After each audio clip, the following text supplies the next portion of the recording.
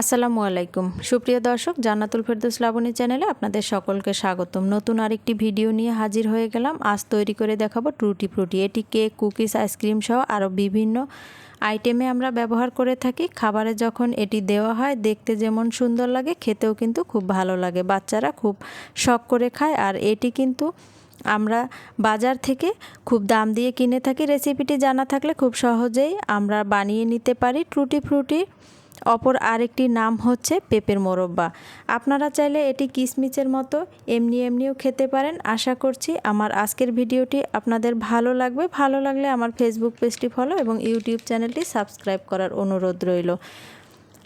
তো আর কথা না বাড়িয়ে চলুন মূল ভিডিওতে চলে যাই। টুটি ফ্রুটি বানানোর জন্য প্রথমে আমি মিডিয়াম সাইজের একটি কাঁচা পেঁপে নিয়ে সেটা খোসা ছাড়িয়ে ভালোভাবে ধুয়ে পরিষ্কার করে নিয়েছি।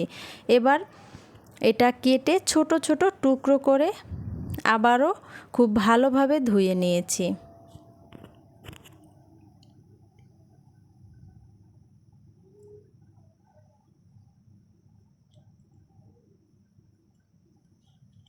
এরপর চুলায় একটি হাঁড়ি বসিয়ে পর্যাপ্ত পরিমাণ পানি দিয়ে কিউব করা পেঁপের টুকরোগুলো দিয়ে দিচ্ছি।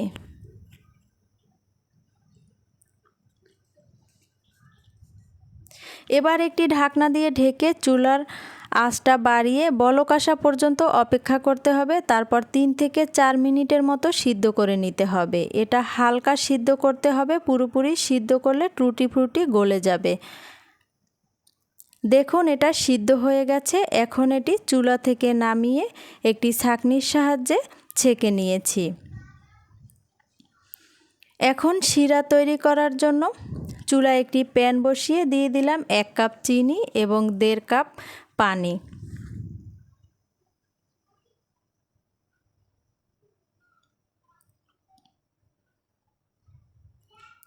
এখন ভালোভাবে নেড়েচেড়ে বলক আসা পর্যন্ত অপেক্ষা করব।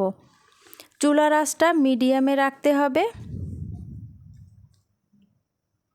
চিনিটা গলে যাওয়া মাত্রই আগে থেকেই পানি ঝরিয়ে রাখা পেঁপের টুকরোগুলো দিয়ে দিচ্ছি।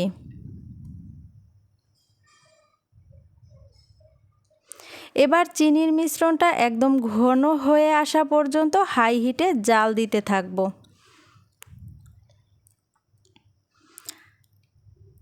জাল দিতে দিতে দেখতেই পাচ্ছেন এটা একটা পর্যায়ে শিরাটা বেশ ঘন হয়ে এসেছে। যখন শিরাটা 2 আঙুলে মাঝে নিলে এরকম এক তারের মতো সৃষ্টি হয় তখন বুঝবেন হয়ে গেছে। এ পর্যায়ে আমি দিয়ে দিলাম সামান্য পরিমাণ ভ্যানিলা এসেন্স। ভ্যানিলা এসেন্স দেওয়ার কারণে এগুলো খেতে ভালো লাগবে। এখন আমি চুলা থেকে নামিয়ে নিচ্ছি। চুলা থেকে নামিয়ে ঠান্ডা করে টুটি ফ্রুটিগুলোকে 4টি বাটিতে আলাদা আলাদা করে সমান 4টি ভাগে ভাগ করে নিলাম। এখন 3টি বাটিতে আলাদা আলাদা 3টি কালার দিয়ে দিচ্ছি। এখানে অল্প করে অরেঞ্জ, রেড এবং গ্রিন কালার দিয়ে দিচ্ছি, আর বাকি একটি ভাগে কোনো কালার দিচ্ছি না। এটা সাদাই রেখে দিচ্ছি। যখন কালার দিবেন তখন আলাদা আলাদা চামচ ব্যবহার করবেন। একই চামচ দিয়ে সবগুলো মিক্স করলে পারফেক্ট কালার আসবে না। আপনারা আপনাদের পছন্দ মতো যে কোনো কালার ব্যবহার করতে পারেন, আবার কোনো প্রকারের রং ব্যবহার না করেও মোরব্বাটা সাদাও রেখে দিতে পারেন। আমার সবগুলো কালার মিক্স করা হয়ে গেছে। এখন এগুলো আমি সারা রাতের জন্য নর্মাল ফ্রিজে রেখে দিচ্ছি, যাতে শিরা ও রংটা শোষণ করে নেয়। ফিরে এলাম পরের দিন। এখন টুটি ফ্রুটিগুলোকে আলাদা আলাদা পেপার ন্যাপকিনের উপরে ঢেলে নিয়ে অতিরিক্ত শিরাটা শোষণ করে নিতে হবে। যতটা সম্ভব এই ন্যাপকিন দিয়ে ভালোভাবে মুছে নিতে হবে।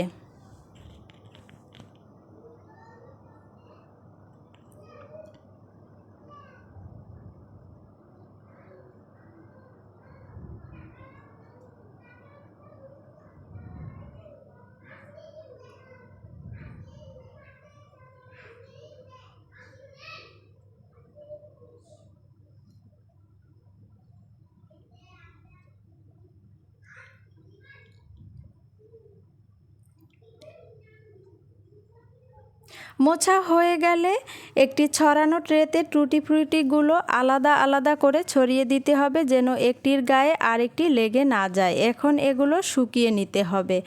আপনারা চাইলে রোদে দিয়েও শুকাতে পারেন, রোদের ব্যবস্থা না থাকলে চুলার নিচে দিয়েও শুকাতে পারেন।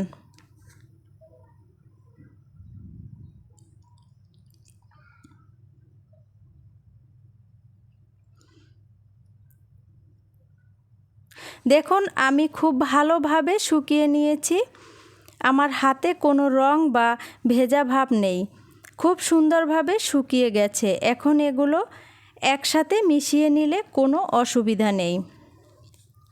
এখন এই টুটি ফ্রুটিগুলো আপনারা চাইলে একটি পরিষ্কার শুকনো কাচের বয়মে ভরে প্রায় 1 বছরের মতো সংরক্ষণ করে খেতে পারেন।